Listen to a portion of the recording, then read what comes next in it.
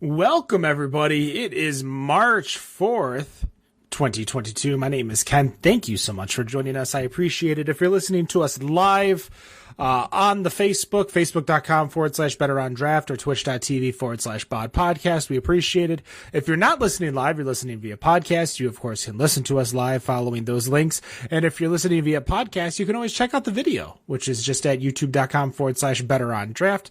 We appreciate you all joining us, listening, and taking part. This is the news segment, as I said, which means we are going to be going over some news. But first, let's find out what everybody is drinking, starting with Daniel. Oh, still going strong with vodka soda. Dan's got the vodka soda. Wendy? Well, I finished my Creature Comforts, and I have moved on to this new Friends from Eastern Market Brewing Company, and it is amazing. The old Friends, I wasn't as fond of, but man, this new Friends is delicious. It might actually be Ferndale Project now that I'm looking at it, but it's one of those. Is this like Friends, the TV show? Is this what the beer is based off of? It's a double dry hopped IPA, and it's got Sabro and Belma. I don't know. My glasses aren't working that well today. It's delicious. It's super fruity and amazing, and it's definitely hazy, but it's so good. I want to drink it all the time. Nick, what do you got over there?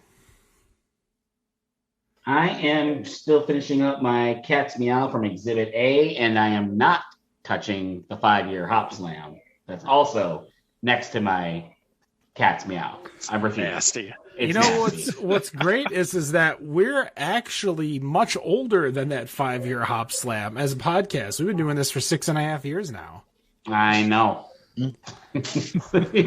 Robert, what do you got?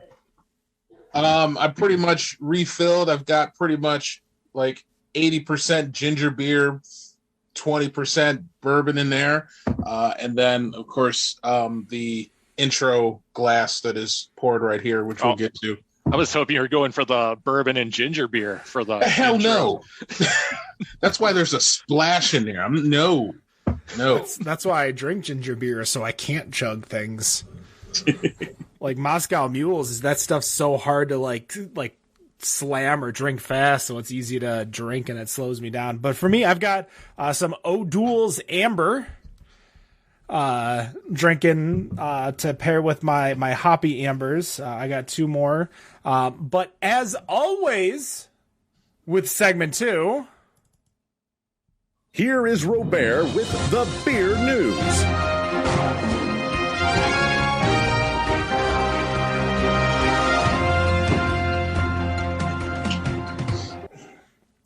Robert, what was the chug? So that was from Bottle Logic. That is Phosphorescence, which is a Tiki Strong Ale. So strong ale brewed with lactose and aged in bourbon barrels, then finished with coconut, pineapple, and almond. Clocks in at a rather simple 13%. Ask you how it tastes, but I'm getting a lot of coconut. I'm getting a lot of pineapple. I think I'm really you enjoying drank 12 ounces all at once.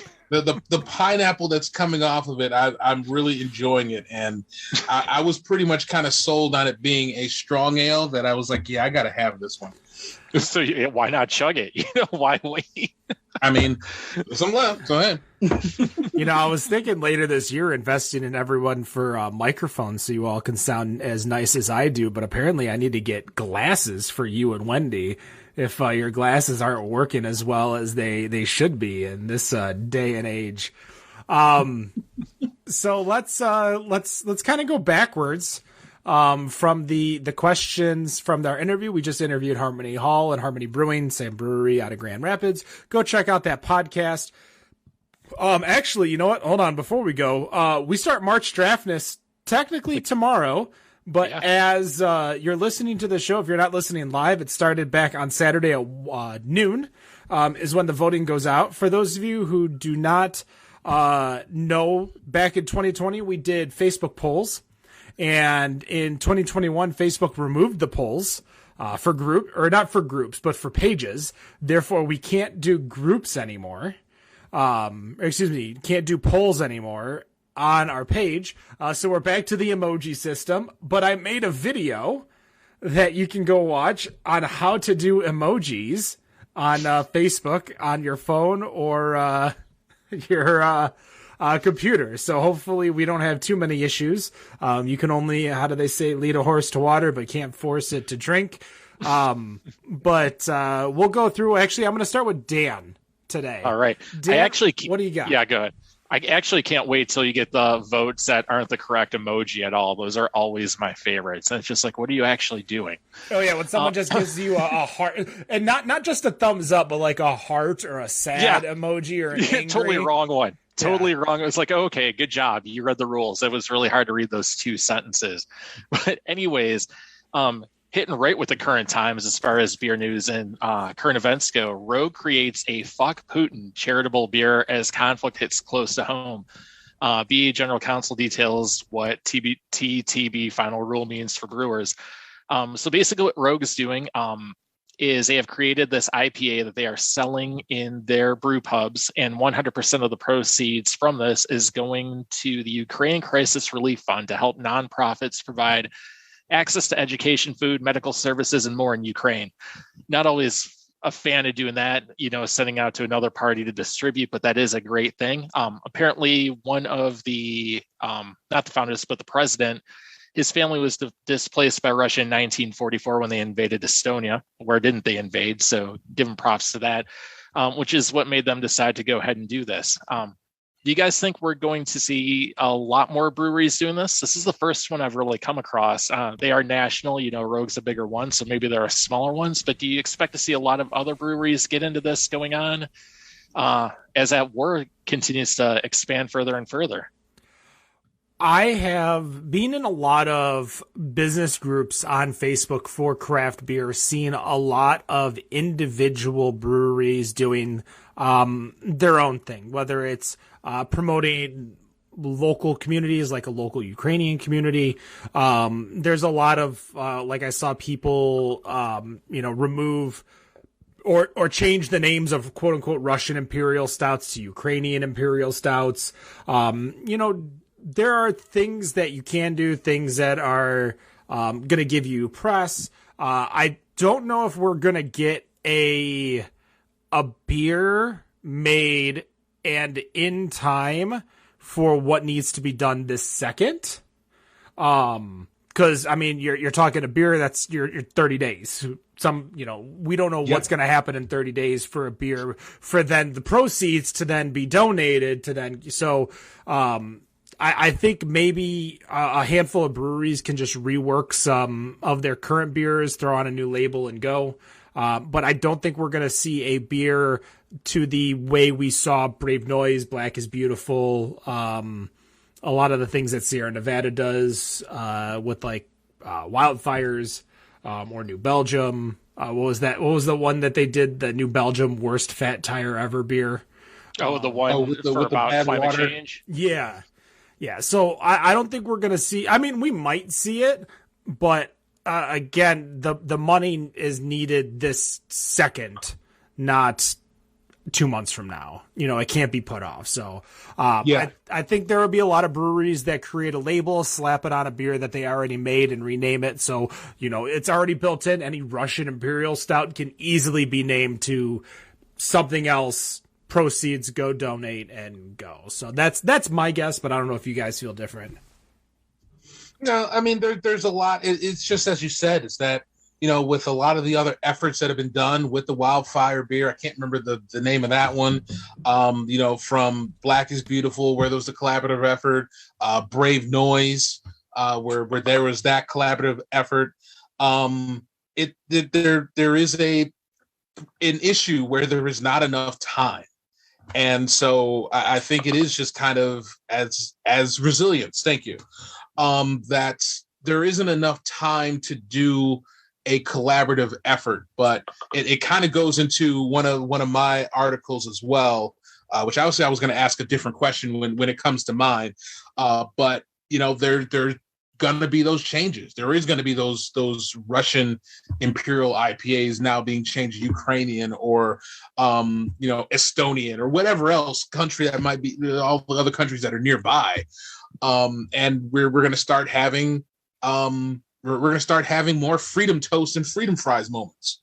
So it's just Not about the freedom fries. It's just, but at least it is a different context than what it was then, where it was, the French don't want to do anything, so we don't want anything related with with France. Never mind the fact that fucking French fries came from Belgium, but that's just what it is. That speaks to more than. Never mind. So my article actually has a lot to do with that because I found in out there, Colorado, there is a brewery called Denver's Call to Arms Brewing Company. They are actually rebranding one of their most popular series called the Shirtless Putin Beer series. They are avoiding it because they don't want it to be misconstrued as supporting the Russian president or his actions. Their announcement came from sorry, I can't talk today. The announcement goes on to state that the brewery stands with Ukrainian people. They put the beer out originally. It was intended as a pointed criticism of Russian propaganda because they always portray him as some type of demigod and masculine and without his shirt all the time. So it was kind of their way of poking fun at him, but they didn't want people to misconstrue that. So I think we're going to see a lot of things like that, like what Rob was talking about with people not calling it a Russian stout, but calling it something else. Is that how you say? Is it demigod or demigod? Have I been saying it's demigod. Demigod. I have no idea now. Demigod. My mind's just kind of blown on the whole thing. Here I am thinking I said something. That's what you got out of everything that I just said was that I mispronounced That's where we went. or Totally pronounced where it we went. different than you guys. I have such a one-track mind, and you guys have heard it on ad nauseum when I get onto some type of topic. So when I'm on a topic, I'm on a topic. I heard demigod. Oh my god! Demigod. Demigod is how I've always heard it pronounced. So That's the same. that's what they call it. That's what he calls it in Moana. So Well, Moana is perfect because it's the rock. he's a demigod. Right. Yeah, I mean, there's only so much that you could They didn't make the beer, and they're just trying to or they made the beer. They didn't make the issues that are going on right now, and they're just trying to make sure that people know that they're not trying to, promote, understand where they come from. So, in the end, I think there's only so much that you can do when something like that comes through. But yeah, it's just, it is what it is. I feel bad for them kind of, but I guess that's what happens when you put a political figure on your beer can. Who wrestles bears? Shirtless. Well, and I mean to actually kind of bring out political figures that obviously we had Griffin Claw here in Michigan that had their miso onery that had Kim Jong-un. Oh yeah, that was one of the very first beers I brought on. That was yeah. So I guess we're not a stranger of putting controversial political oligarchical figures on cans and bottles of beer, but I feel like in a way, in us doing that, it's come to this point where it's just kind of desensitizing our feelings towards kind of their level of lack of civil rights and just human rights of individuals that live in their country. That I don't feel like that is something where we shouldn't really be making fun of it, considering the fact that I hate to say that even as us as a country have our own problems with our own fucking human rights, that why are we making fun of other countries that don't get it right either? That's fair.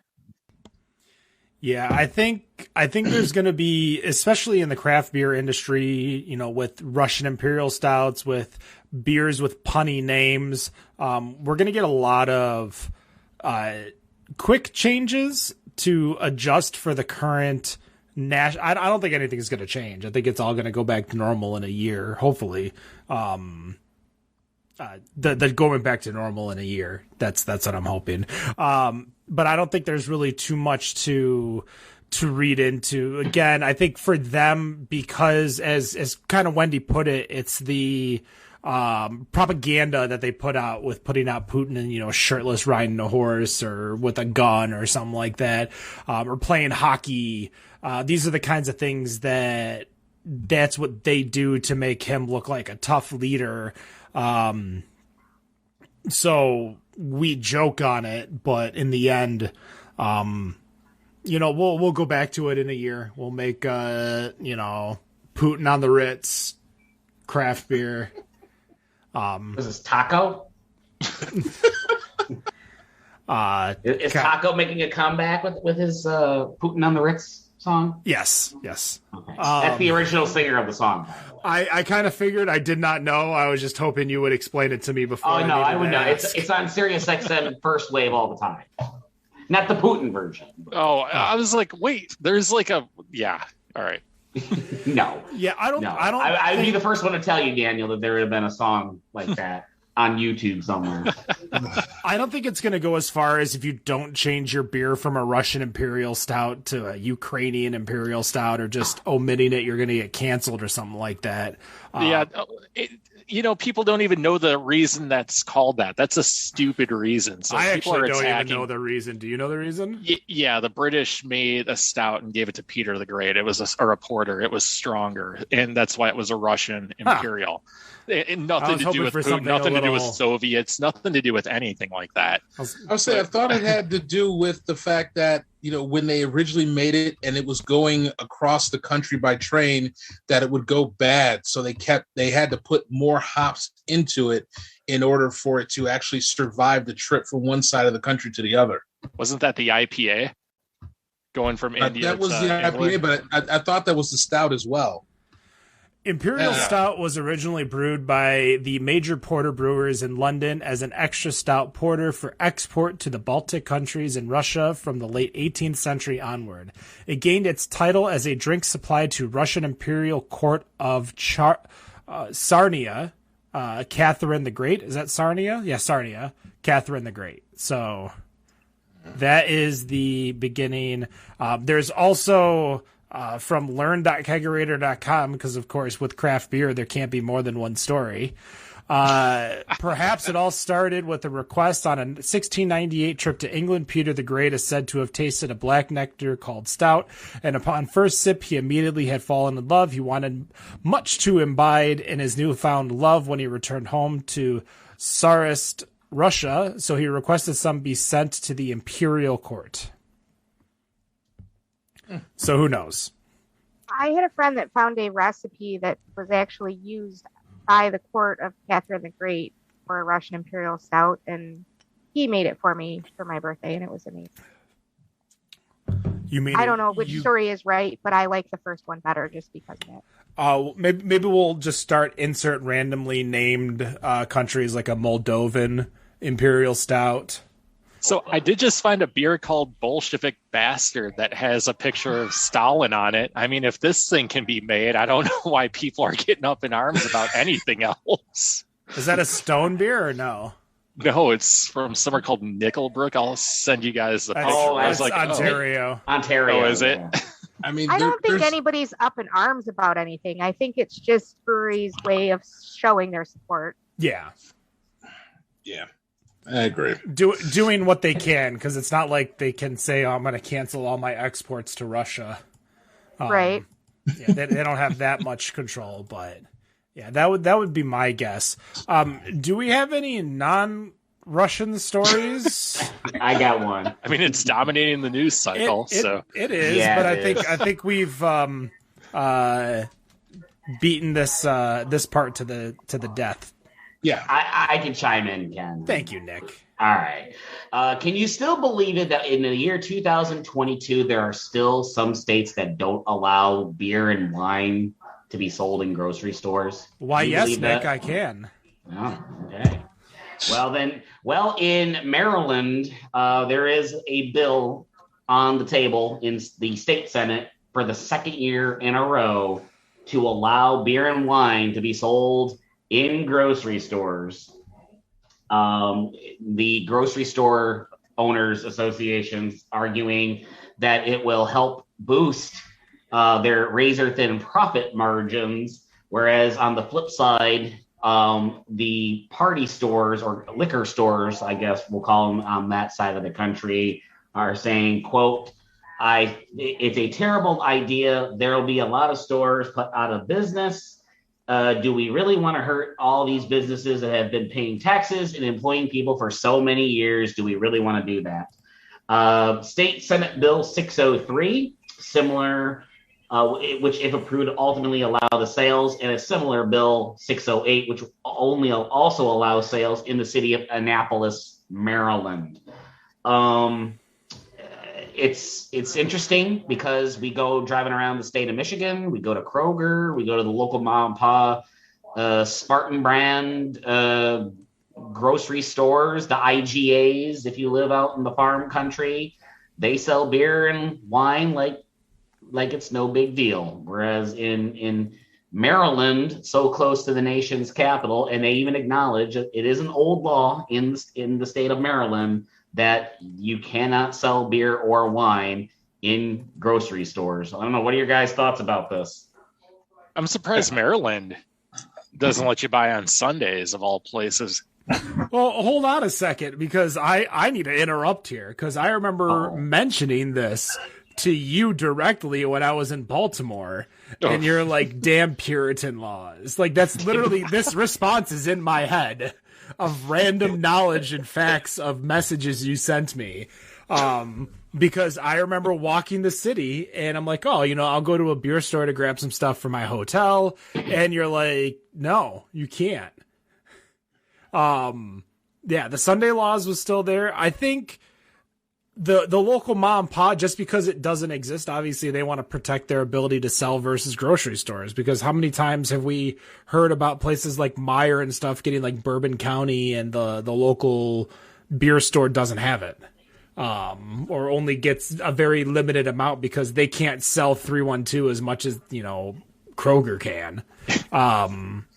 So I get it, but I think what needs to be done is the best for the consumer. And I think in Michigan, we've proven that if you're a good enough store or have good enough service, you can compete against Kroger, Meyer, Walmart, and do just fine.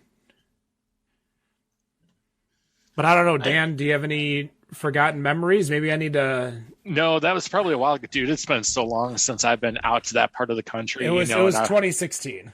Oh, was it? Oh, well, sorry. That was a long time ago. Yeah, that was a long time ago. Give me a little slack. But yeah, that sounds like something I absolutely said to you. Yeah, that was, I remember coming back and doing the show and talking to you guys, because that was when the craft beer bar at the casino, both bartenders quit on the spot and they had to close the bar. And some slot machine attendant helped me serve me a beer from the craft beer bar. The craziest thing ever. That was the most money I've ever spent for a beer too, because I tipped the dude a bunch. But maybe he worked as the bartender too. Like, they got it approved. It was all in the up and up. It's not like he like hopped the table and served me a beer. Like, there was, he went down to the bar at the main, like the club bar, and then went back up, got approval, went back up, poured me the beer, and then he had to walk the beer to the club bar for them to technically serve it to me. Jeez. So things really we do for craft beer. Go on, Nick. Yeah. So really quickly, I just pulled up it would be a constitutional amendment.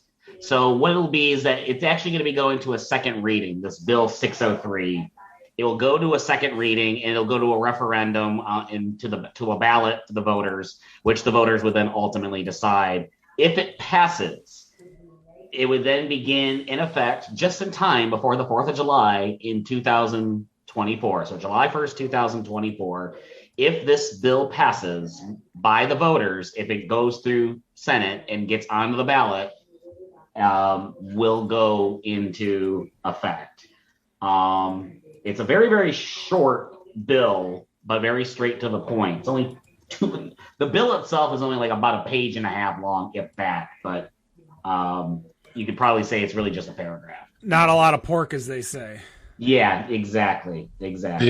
And you ask if why there are so many states, or why there is a state that still does not allow this. My response is, have you seen their state flag? Where's the Maryland state flag? We're talking about Mississippi, or what are we talking about?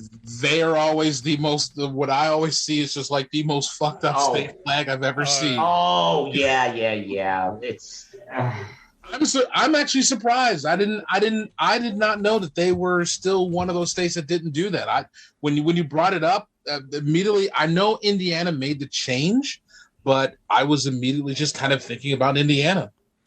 So I just typed in Maryland state flag. I remember the design because it's on the Baltimore Ravens jersey. A little, there's some components of it. Let's see. I'm not going to read it out loud because I don't want to bore anybody, but it's definitely it'd be a good, help for business just to get the stuff in the grocery stores, just because, getting these businesses to have more stuff on the shelves. I think that the annoying part about it, though, is just going to be the shelf competition of, all of the Buds and Bud Lights that are going to be fighting for shelves. Well, they're not fighting for shelf space, but all of the craft beers that are going to be in that area that are going to have to fight for that shelf space is going to be in there. Here's a follow-up question for you guys then on that, Rob. What do you guys think is the profit margin for a grocery store? What do you guys think, percent-wise? Oh, geez. I have no clue. Jeez, yeah. So because there's food waste, there's a lot. Go on, Nick. All right, so Retailers Association Legislative and Membership Associate Sarah Price, this is out of Maryland, as a reminder, it said, quote, "We do think there's growing support, but we're just going to have to wait and see what happens. Grocery stores operate at some of the lowest profit margins in the retail industry at about 1 to 3% margins. So every little bit helps with operating costs," end quote. 1 to 3%. It's considering like the beer market and how prices are going up already. I don't know. Well, not many people are going to the people who are still going to these stores are going to be buying fucking 24s and dirty 30s. Like they ain't. Yeah. So they're not going to get craft. We'll just say that. Yeah, like sure. There's a reason why whenever I post about my 6-pack, like make your own 6-pack finds on Instagram over at Kroger, because I can find, $3 singles in the make your own 6-pack for $9.99 and, come out like a bandit. Just because, one, they don't know what they're doing, but two, like, unless it's a truly well-selling brand like All Day IPA or Oberon or Two Hearted, it's not going to, move off the shelf as fast. So every single SKU counts. So craft beer stores are going to do just fine. And as long as the stores can do like beer, wine, liquor or beer, wine, like they'll be just fine. Grocery stores, they have a 1 to 3% margin, but they're doing easily probably high 5s, 6 figures a day. So 1% is a lot when you're dealing with that much money. Yeah. Rob, what did you want to talk about today? So I had to do a little shuffling, but I think I found something here, but kind of wanted to talk about something that just recently happened a couple days ago, as Blake's Hard Cider has acquired the assets of Avid Cider Company. So basically what is going on with this is that Blake's is going to acquire the assets of Avid, who is a Bend, Oregon-based cider company, which, again, this was announced on Tuesday. Deal is expected to close by the end of April. Of course, as with most acquisitions, the financial details were not disclosed. I mean, personally, from a cider standpoint, I'm not sure what the valuation of the company would be. So I can't even feel like I don't even feel like they'd even come up with an estimation of what that's going to be or how much they paid. But essentially, the key driver behind the investment was to proactively meet the increasing hard cider demand nationally while responsibly producing and sourcing its products, which is part of Blake's 5-year national growth strategy. Now, Blake's cider is already available in 22 states, recently having expanded into Nevada and California, specifically Southern California.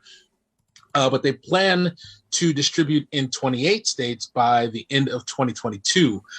Now, Avid products currently are being distributed in Oregon, Washington, Idaho, Nevada, Montana, and California. So obviously with the acquisition, Blake's is going to move into those areas as well. Now, as the deal closes, Avid's co-founder and CEO, Sam Roberts, is going to retain her position. And co-founder and owner Dan McCoy is going to transition to an advisory role, focusing on sales and marketing as well as growth plans for Avid's hard seltzer brand, Seven Peaks, which apparently that had been launched about 3 years ago. I guess the one thing I'm kind of curious about with you guys is that obviously we see a lot of different acquisitions that happen from beer brand to beer brand. It feels different when it is a cider company that is doing an acquisition from being a cider company to taking over another cider company. Now, it's kind of spoken in the article that cider is still a growing segment in the craft beverage world. But I guess for you guys, is cider still something that is really on your radar, or do you see that on the radar of the people who are around you that drink cider? Because I myself, obviously, I don't partake in a whole lot of cider, but I'm curious what your thoughts are as to whether or not, it's just kind of, is this really a big deal? I think it's a big deal because Blake's obviously is very, very local for, here to Michigan, at least. Blake's is definitely expanding. This is obviously one such example, but they have made strides to expand locally as well, as they do have some sort of master plan. Me personally, am I still going out and looking for ciders all the time? No, not so much anymore. However, Cider Days this past summer, a great cider event. I still think ciders are still very, very much approachable by those that don't really like the whole IPA, bourbon barrel age thing. I still think it's still very much a thing. And I think Blake's is one of those cideries that do hard cider that are slowly starting to pull themselves away from your typical cider companies. I know there's more than just Blake's in Michigan. Right. But I think Blake's is starting to put themselves as a front runner in that segment. And this acquisition is one such example of that. And there's no telling what Andrew Blake's going to do next at this point. Now that we've seen there's expansion here in Michigan, as well as now going all the way out to the West Coast. So that's my 2 cents. And actually, one question I kind of thought of, which I guess for everyone else, you can stick with the original question, but I'm kind of thinking with this now, with the change that happened with the Michigan Brewers Guild and their festivals, that those festivals are now just beer. There's no cider, there's no mead.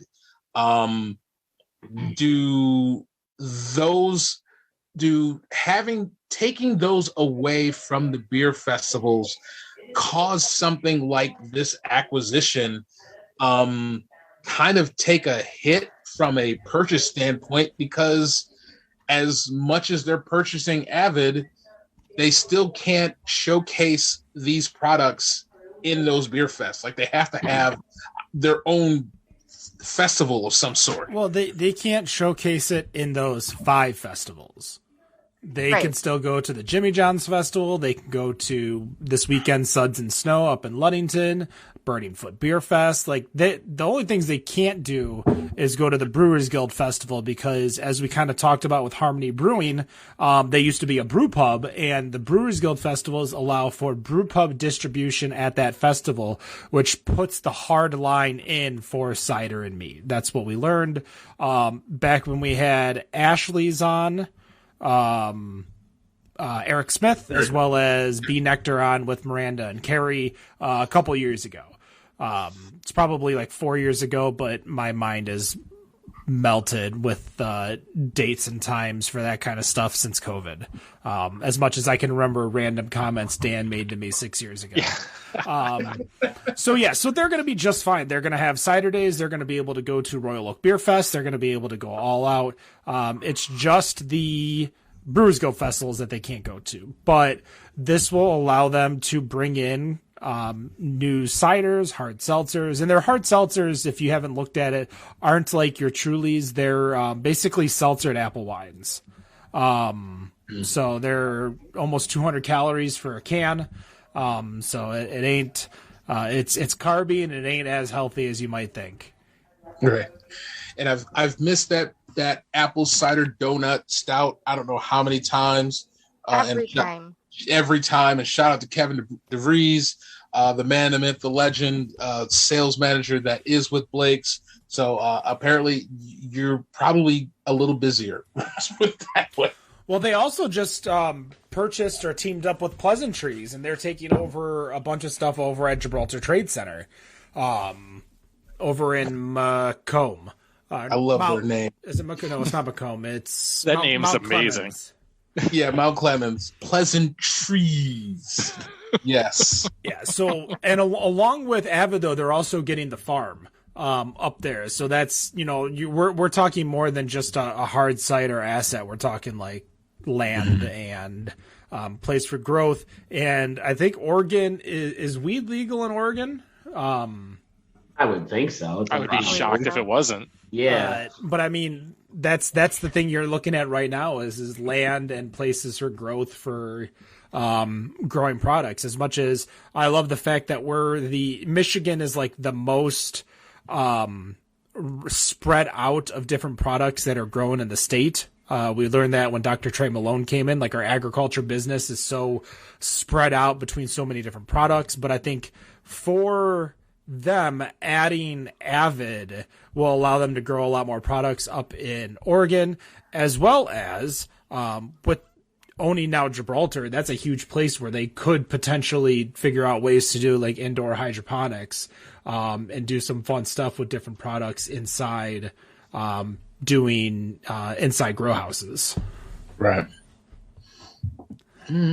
Answer to the previous question: marijuana is legal in Oregon. Thank you, Nick.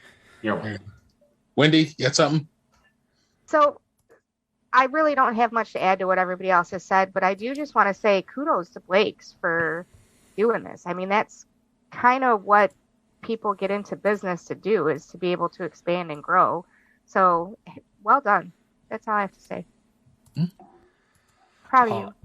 All right. Well, my final article, we talked about it probably a year ago, but somebody introduced it into the state Senate here in Michigan, HB 5304, for consideration allowing Michigan bars and taverns to have self-serve dispensers. Now, you were able to have tabletop tap handles, or what do they call? This might be a question for you guys because I can't remember it. But you know the big serving sizes that they put like on a table where you kind of like pour it for yourself. It almost looks like a giant chute. Yard. Not a yard. I'm talking bigger, like a huge tower of beer. It's probably a tower, yeah. Like a tower of beer. We're talking like easily 12 pints or something like that it fits. I'm trying to think of like it's been so long since I've seen one. So those are the things that my neighbor has one. Jeez. Those are the things that are legal, but you couldn't do like a key fob pour your own beer. They are allowing this now, which will allow for self-service so that you can make your own beer choices, pour your own beer sizes. There won't be any shots available, and there will be ounces that are currently in the law, which I think is a huge mistake. I think there needs to be some type of proper ABV to ounce calculation because not all beer ounces are the same. Just ask Rob's 13-ounce beer that he chugged at the beginning of this show. But would you guys? I'm going to start with Dan because Dan, you said you have one nearby that you don't go to. Yeah, actually, we've started going there. But yeah, we do. We actually started going there on Super Bowl Sunday. But yeah, are you thinking? Is it a good idea? What are you thinking? What's your initial thought on it? Me, I hate it. I do too. I hate it because it takes away the one thing that I love about the service industry. The people. The service. That's exactly what I was going to say. When you go there, it's like, okay, there's someone there to give us a card so we can tap it, and pour a beer, and then that's it. The glasses are there, to get your own. There's a place to put the glasses. Someone comes to take them, but it's other than that, you don't like see anyone. You don't talk to anyone. Just like, all right, which beer do I want? Like, just it feels really robotic. And I had actually pointed that out when I was there. It's like, it takes away the element you're looking for when you go to, a brewery, a bar, anything like that. And it's like, it's completely gone. It's kind of like just going to a vending machine and getting the beer that you want. Wendy, you gave a little agreed thought, finger wag. What do you think? I hate it as well. There's so many things that I can just see happening. That one or two attendants that are on staff are going to be just inundated with people who don't know how to pour a beer and are angry because they didn't get a full glass. There's always going to be somebody who wants to complain. And it takes away from the whole reason that most of us like to go to a bar. When I go to a bar, I like to sit at the bar and talk to the people around me. I don't want to pour my own beer and sit at a table by myself, I guess. I don't know. Yeah, I don't need another job. Right. Pouring your own beer? Is that a job? No. I don't want to If I'm going out and paying bar prices, yes, it is a job. Yeah, and Wendy, you made a good point, too, about pouring it. Some of these, if you don't know how to pour a beer, you're getting a whole glass of foam, but you're paying for all of that comes out of it. So that's another thing, too. Right, and they're going to complain to that one person who's on staff to take care of everything, and people just are jerks. I think serving yourself never works, right? That's just going to add up. It's just suddenly you're getting a whole bunch of glasses of just nothing but foam and head, and you make a barrel, and all of a sudden you have to sit there and just say, okay, I am going to estimate that I'm going to lose 50 pints out of this barrel because people don't know how to pour beer. Well, they're going to get charged for the pour, like the ounces that come out of the spigot. So they're going to make their money. In fact, if anything, they're going to lose out on beer loss on, dumps. Because right, they're going to make their money, but there's going to be, I would imagine that there's going to be those breweries that are going to say, okay, well, let me pour it for you and pour you another one. Yeah, I think if I'm going and I'm paying bar prices at this place, if anything, I might be paying premium because it's pour your own, because you're paying for the technology. Hell no, I can do that with that refrigerator right behind me. You can pour your own beer. I can go there. There's 30 different selections over there. I can make it, and then if I don't like it, I can go get another one. Like those are the kinds of things that I'm just. I love the technology. Technology in restaurants is just something that does get me excited. But when technology in restaurants, for example, the old company that I used to work for, like we had handhelds that you used at the table. And everyone talks about how it takes away from the personable conversation, but there is a huge difference between, it's the exact same thing if you're on a tablet as you are writing it down in a little book. But instead, you could be really good at your job because you're at that table shooting the drinks over to the bartender already. Those drinks are already getting made so that by the time they're done ordering the food, you can go get the drinks. There's a lot of net positives. I see zero net positives in this other than removing a handful of jobs, still charging me the same amount, and people being annoying. Yeah, the same amount. It's a good point. There were beers that were running like 99 cents an ounce the last time I went to one of these. So, that's pretty expensive. If I'm not paying for Goose Island or something like that, or Bourbon County, not just random 312 or And I mean, I just had a situation that was at Eastern Market Brewing just before I was getting ready to host trivia, that there was a group of about 10 to 12 people who came in. They first were I had no idea there was even a brewery here. That's because they didn't download the Michigan Brewery Map app. Yeah, right. They didn't download the app. They had no idea. And so, here they were, and just shout out to, Chuck and Josh to just be able to sit there and go through all of the beers and talk about what the beers are and, what the flavor profiles are. While I'm sure there's going to be a person that's going to be there to do that with these self-serve machines, that, looking at the menu and reading what the ingredient list and what it's supposed to have as a profile can sometimes, I feel, be different than someone actually telling you what you're going to get, because this is just kind of on paper, black and white. Hey, they've got this stout. It's a dry stout. It has some notes of chocolate and coffee.